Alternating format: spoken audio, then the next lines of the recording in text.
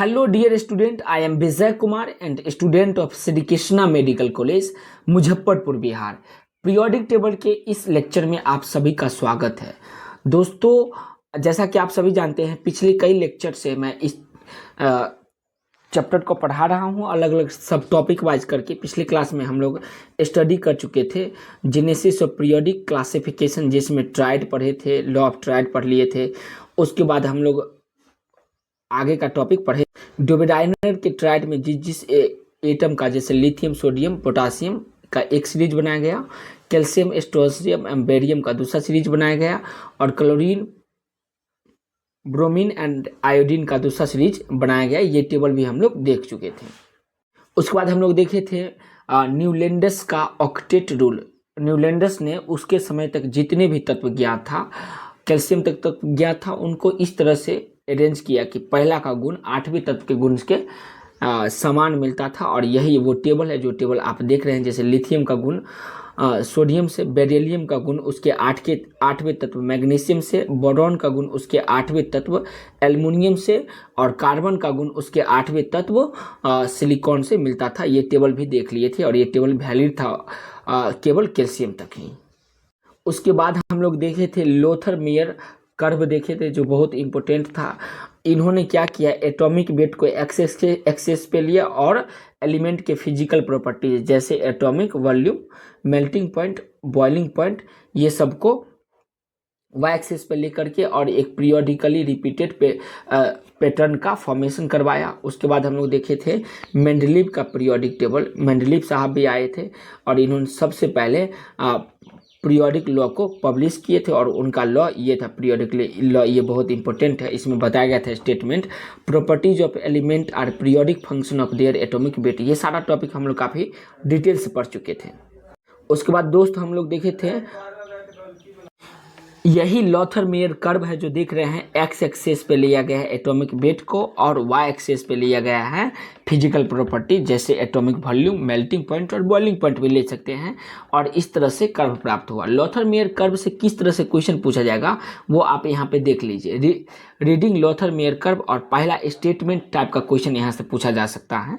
तो देखिए, most electropositive element that is alkali metal, जैसे लिथियम। देखिए, lithium, sodium, potassium, rubidium and caesiums occupy the peak position in the curve. तो बिल्कुल सही है, ये ट्रू स्टेटमेंट है। दूसरा स्टेटमेंट है मोस्ट इलेक्ट्रोनेगेटिव एलिमेंट, जैसे हैलोजन। हैलोजन में कौन कौन, यहाँ पे देख लीजिए, हैलोजन है, ये है फ्लोरीन, उसके बाद क्लोरीन, फिर है ब्रोमीन एंड आयोडीन। क्या ये असेंडिंग में है या डिसेंडिंग? क्या बताएंगे? असेंडिंग में। असेंडिंग कर्व, ये जो ग्राफ प्राप्त हुआ था उसमें असेंडिंग ऑर्डर में ये अरेंज हुआ। तो fluorine, chlorine, bromine, iodine occupy the ascending position in the curve. तो ये भी बिल्कुल सही है। अच्छा, ये पूछा जाएगा कि सेकेंड एक तत्व जैसे beryllium, magnesium, calcium, strontium and barium क्या डिसेंडिंग में होगा? तो बताएंगे स्टेटमेंट थर्ड ऐसे भी बना सकते हैं कि ये डिसेंडिंग ऑर्डर में होगा। तो क्या ये सारा स्टेटमेंट सही है? तो बोलेंगे बिल्कुल सही, सारा स्टेटमेंट सही है। लेकिन क्या ये एक दूसरे का करेक्ट एक्सप्लेनेशन है? तो कोई करेक्ट एक्सप्लेनेशन नहीं है। ये ग्राफ में दिया गया है और उसी के अनुसार यहाँ पे स्टेटमेंट बना दिया गया है। तो इसके अनुसार क्या होगा? Statement first is true, statement second is also true, but statement second is not correct explanation of statement first. ये बात बिल्कुल सही है। तो उम्मीद करते हैं ये भी आपको समझ में आ गया होगा। के बाद आज मैं यहाँ से काफ़ी डिटेल से आपको पढ़ाऊंगा, तो एनसीईआरटी निकाल लीजिए और मैं जैसे जैसे बताऊँ बस वैसे वैसे करते जाइएगा। तो इनऑर्गेनिक में फुल मार्क 100% मार्क जितना नीट में पूछा जाता है उससे एक भी मार्क कम नहीं लाएंगे अगर आपको ये सारा टॉपिक याद होगा, या यूँ कहिए कि यही सब टॉपिक से सवाल बन के आएगी। तो चलिए स्टार्ट करते हैं। Mendeleev arrange element in horizontal law.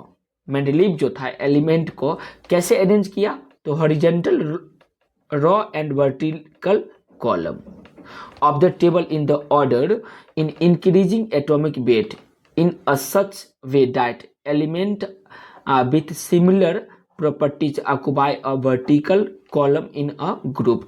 इस पूरे स्टेटमेंट को समझिए। देखिए, मेंडलीव जो था उसके समय तक जो भी तत्व था उस तत्व को उन्होंने इंक्रीजिंग एटॉमिक वेट के आधार पर हॉरिजेंटल रॉ में और वर्टिकल कॉलम में अरेंज किए। और उनका स्टेटमेंट था element with similar properties, element जिसका सिमिलर प्रॉपर्टीज है ऑक्यूपाई सेम वर्टिकल कॉलम जिस एंड और ग्रुप। सेम वर्टिकल कॉलम को हम लोग क्या बोलेंगे, ग्रुप बोलेंगे, और हॉरिजॉन्टल को पीरियड बोलेंगे। वर्टिकल कॉलम को क्या बोलेंगे दोस्तों, हम लोग ग्रुप बोलेंगे। अलग अलग ग्रुप होगा, ऐसे करके पीरियोडिक टेबल में आपको दिखाऊंगा आगे, या आप अपने एनसीईआरटी में देख भी रहे होंगे। तो ये स्टेटमेंट यहाँ तक समझ में आ गया होगा। यहाँ से नीट में कैसे सवाल पूछा जा सकता है, तो सवाल पूछेगा मेंडेलीव जो था किसके आधार पे horizontal raw and vertical column में अरेंज किया, उसके समय का जो एलिमेंट था। तो क्या बताएंगे, उसके एटॉमिक वेट के इंक्रीजिंग ऑर्डर में।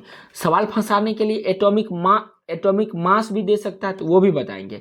क्या एटॉमिक नंबर के इंक्रीजिंग ऑर्डर में होगा, तो बताएंगे नहीं, एटॉमिक नंबर नहीं, एटॉमिक वेट या एटॉमिक मास बोलेंगे। और कैसे अरेंज हुआ, तो एलिमेंट जिसका सिमिलर प्रॉपर्टीज था वो सेम वर्टिकल कॉलम और ग्रुप में अरेंज हो गया। तो उम्मीद करते हैं ये स्टेटमेंट समझ में आया होगा। आगे का इंपॉर्टेंट स्टेटमेंट है, इसको भी देखिए।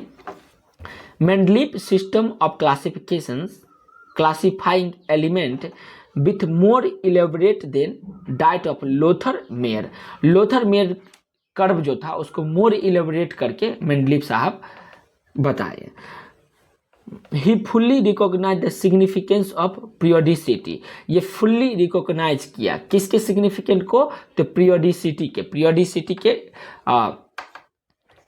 के सिग्निफिकेंट को फुल्ली रिकॉग्नाइज किया। And use broader range of physical and chemical properties, और इन्होंने ब्रॉडर रेंज पे मतलब बड़े पैमाने पे उस एलिमेंट के फिजिकल और chemical properties to classify the element, उसके फिजिकल प्रॉपर्टीज और केमिकल प्रॉपर्टीज लेकर के एलिमेंट को क्लासीफाई किए।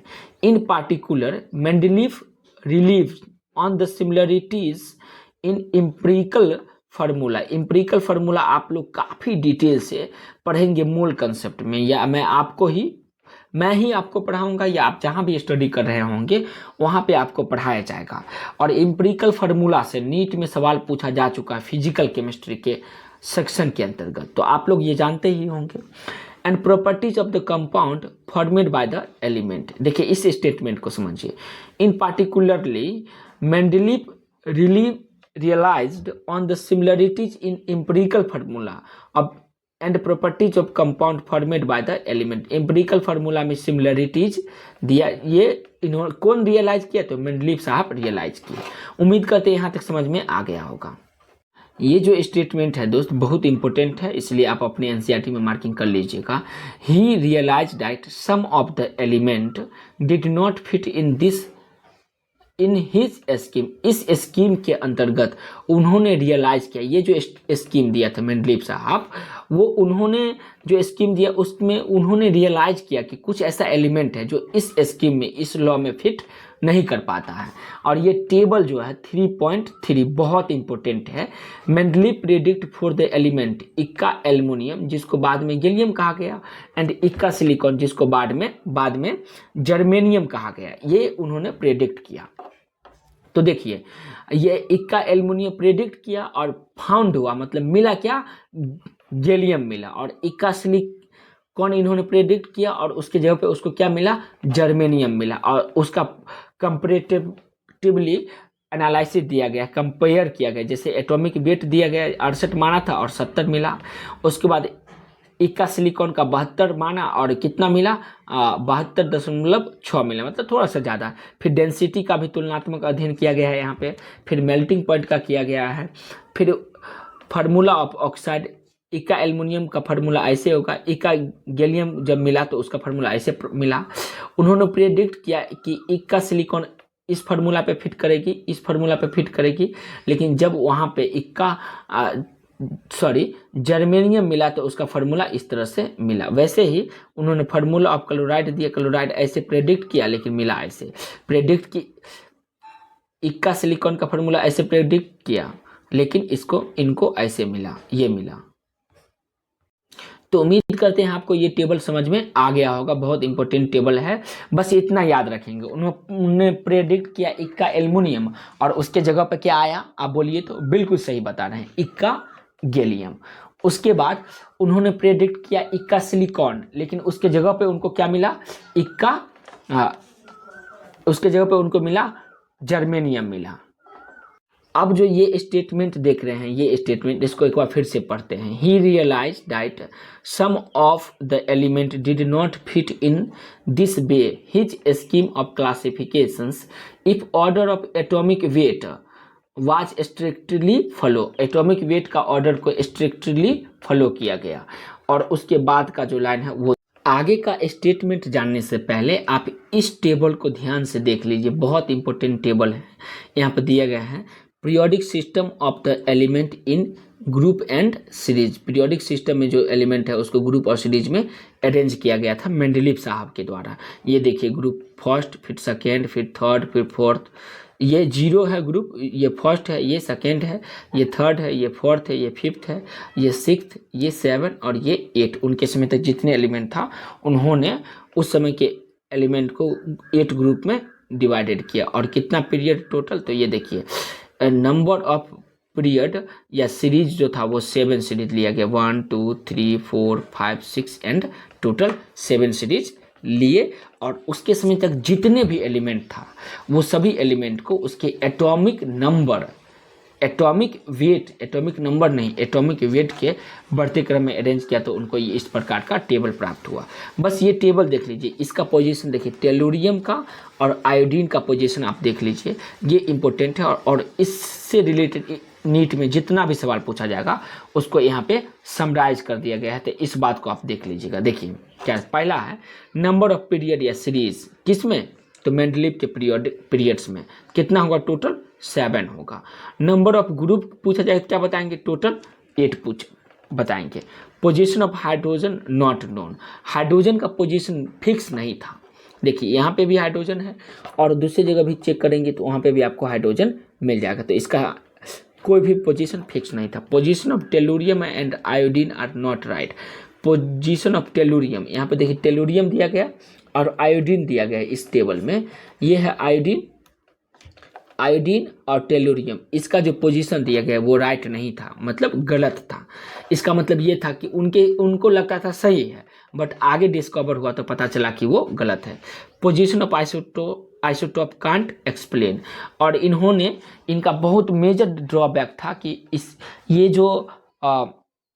ये एक्सप्लेन नहीं कर पाए किसके पोजीशन को, तो आइसोटोप के पोजीशन को ये एक्सप्लेन नहीं कर पाए। और उसके बाद का ये जो इंपॉर्टेंट लाइन है इसको भी याद रखेंगे, इक्का एल्युमिनियम उन्होंने प्रेडिक्ट किया, लेकिन उसके जगह पर क्या मिला, गैलियम इनको मिला। इक्का सिलिकॉन को हम लोग क्या बाद में जाने किसके नाम से, जर्मेनियम के नाम से, और इक्का बोरॉन को स्कैंडियम के नाम से, इक्का मैग्नीज को टेक्नेटियम के नाम से जाने। इसको याद करने का ट्रिक है BSc, इक्का बोरॉन स्कैंडियम के नाम से जाना गया। और एमटेक कोई एक डिग्री हुआ वो करता है कोई इंसान, आपके आसपास में भी कोई लोग किए होंगे एमटेक, तो इक्का मैग्नीज के लिए टेक्नेटियम का यूज किया गया उसके जगह पे। तो उम्मीद करते हैं ये पूरा टेबल का जो इंपॉर्टेंट पॉइंट था यहाँ पे लिख दिया गया है और आप समझ गए होंगे। बस आप इसको याद कर लीजिएगा, तो इस टेबल से जितना भी क्वेश्चन पूछा जाएगा आप सभी बना ले जाओगे।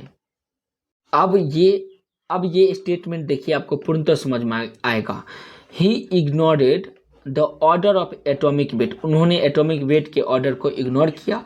Thinking that the atomic measurement might be incorrect, उन्होंने सोचा कि एटॉमिक वेट जो होगा वो इनकरेक्ट होगा। And place the element with similar properties together, और उन्होंने जिसका सिमिलर प्रॉपर्टीज था उसको एक साथ रखा।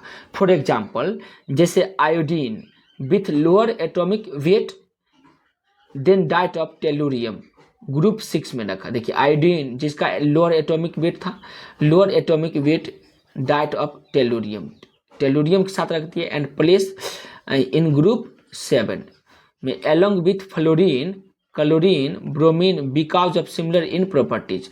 देखो आयोडीन जिसका atomic weight lower atomic weight than that of tellurium से पहले रख दिया गया, मतलब इसको और ये दोनों को एक साथ। उसके बाद फ्लोरीन, क्लोरीन, ब्रोमीन, आयोडीन का सिमिलर प्रॉपर्टीज होने के कारण ये सबको एक ही साथ रख दिया गया, जो टेबल में आप देखे होंगे। एट सेम टाइम, सेम समय पे, keeping his primarily age of arranging the element, same समय पे same time keeping his primarily aim for arranging the element of the similar properties in same group.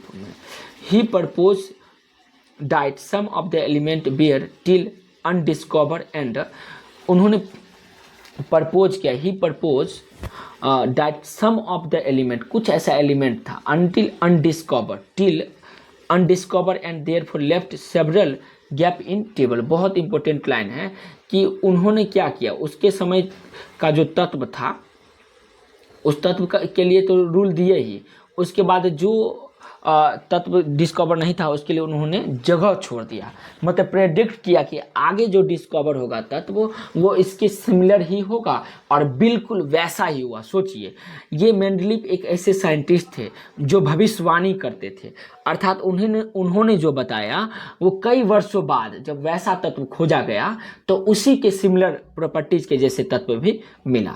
तो वही स्टेटमेंट यहाँ पे लिखा गया है, इस स्टेटमेंट को समझ देखिए। Some of the element were till undiscovered and therefore left several gap in the table, और उसके समय तक जो तत्व खोजा नहीं गया था उसके लिए उन्होंने क्या किया, कुछ गैप अपने टेबल में छोड़ दिया। आप टेबल देख रहे होंगे तो उसमें दिखता होगा। फॉर एग्जाम्पल, जैसे both gallium and germanium were unknown at time, दोनों गैलियम और जर्मेनियम, ये सवाल पूछा जा सकता है कि गैलियम और जर्मेनियम क्या उसके समय तक नोन था या अननोन था, तो बताएंगे अननोन था, अर्थात ये डिस्कवर नहीं हो पाई थी। Mendeleev publish his periodic table, और मेंडलीव ने क्या किया, पीरियोडिक टेबल दिया। He left the gap under aluminium and the gap under silicon, इन्होंने एल्युमिनियम और गैल्वेनियम के जगह, उसके स्थान पे या उसके नीचे कुछ जगह छोड़ा। एंड कॉल द इक्का एल्युमिनियम, और उसका नामकरण भी सोचिए, बच्चा के जन्म होने से पहले ही उसका नामकरण कर दिया, अर्थात एलिमेंट के खोज होने से पहले उन्होंने नामकरण भी कर दिया। एल्युमिनियम की जगह पे जो गैप छोड़ा था वो उन्होंने बताया, उसका नाम दे दिया इक्का एल्युमिनियम, और सिलिकॉन की जगह पे जो जगह छोड़ा था, गैपिंग छोड़े थे, उनका नाम उन्होंने दे दिया इक्का सिलिकॉन। तो बहुत इंपॉर्टेंट है दोस्तों, और खुशी की बात यह है कि जब डिस्कवर हुआ एलिमेंट तो हूबहू उसी के सिमिलर प्रॉपर्टीज के जैसा एलिमेंट मिला। Mendeleev predict not only the existence of gallium and germanium but also describe some of the general physical properties, और उन्होंने कुछ जनरल फिजिकल प्रॉपर्टीज को भी डिस्क्राइब किया। This element way discover later, और वे एलिमेंट बाद में डिस्कवर हुआ। सोचिए, भविष्यवाणी करता साइंटिस्ट का नाम क्या था, मेंडलीव था, उन्होंने जगह छोड़ा और वैसा ही तत्व बाद में जाकर के मिला। This element way discover later, some of the properties predict by Mendeleev for this element. देखिए इस लाइन को समझिए, बहुत इंपॉर्टेंट लाइन है। This element way discover later, और वो एलिमेंट बाद में खोजा गया। Some of the properties predict by Mendeleev for this element and those found experimentally are listed in table में लिस्टेड कर दिया गया। देखिए बहुत सिंपल बात है कि इनके समय तक जो भी तत्व था उन्होंने उसके परमाणु द्रव्यमान के बढ़ते क्रम में सजाया, और उन्होंने एक पीरियोडिक टेबल दिया, और टेबल जो आपको हम कुछ दिन पहले दिखाए थे, टेबल दिया, और उन्होंने उसके समय तो जो तत्व था उसका प्रॉपर्टी तो लिखा ही, साथ ही साथ कुछ गैपिंग छोड़ दिया और बताया कि आगे जो तत्व खोजा जाएगा वो उसी के अपने पूर्वज के समान होगा। जैसे उन्होंने एल्युमिनियम के नीचे गैप छोड़ा, उसका नामकरण भी कर दिए। सोचिए, नाम क्या दिए, तो इक्का एल्युमिनियम, और सिलिकॉन के नीचे गैप छोड़ा और उन्होंने नाम कर दिया इक्का सिलिकॉन। और खुशी की बात यह है कि आगे जो खोज हुआ तो हूबहू उन्होंने जो प्रॉपर्टीज बताया था उसी के समान था। तो चलिए एक बार मैं फिर से टेबल आपको दिखा दूं, एक बार और ये टेबल देखिए, यही वो टेबल है, मेंडलीव साहब का टेबल। इस टेबल का जो निचोड़ है यहाँ पे दिया गया है, तो आपको एक बार फिर से समझना है। नंबर ऑफ पीरियड कितना था, पीरियड या सीरीज, टोटल सीरीज तो 7 था। नंबर ऑफ ग्रुप बोला जाएगा तो बताएंगे 8 था। क्या हाइड्रोजन का पोजीशन डिफाइंड था, तो बोलेंगे पता नहीं था। टेलुरियम और आयोडीन का जो पोजीशन था वो क्या सही था, तो बताएंगे सही नहीं था। आइसोटोप का जो पोजीशन था क्या उसको एक्सप्लेन कर पाए, तो बोलेंगे एक्सप्लेन नहीं कर पाया। उसके बाद उन्होंने बताया इक्का एल्युमिनियम बताए, और उसकी जगह पे क्या आया, गैलियम मिला। उसका इक्का सिलिकॉन को उन्होंने क्या नाम दिया, बाद में पता चला तो ये जर्मेनियम था। इक्का बोरॉन की जगह पे स्कैंडियम, इक्का मैंगनीज की जगह पे टेलुरियम था। इसको याद करने का ये ट्रिक था। तो उम्मीद करते हैं आज के क्लास में जो भी पढ़ाया गया हो आपको समझ में आया हो। फिर भी यदि कोई प्रॉब्लम हो तो आप कमेंट में बता सकते हैं। वीडियो अच्छा लगा तो लाइक कीजिए और चैनल को सब्सक्राइब कीजिए। और मेरा बात ध्यानपूर्वक सुनिएगा, एनसीईआरटी में इनऑर्गेनिक में एनसीईआरटी के लाइन के अलावा कोई भी चीज़ आपको याद नहीं करना है। इतना ही से आप नीट में 100% इनऑर्गेनिक में मार्क प्राप्त करेंगे। तो धन्यवाद दोस्तों।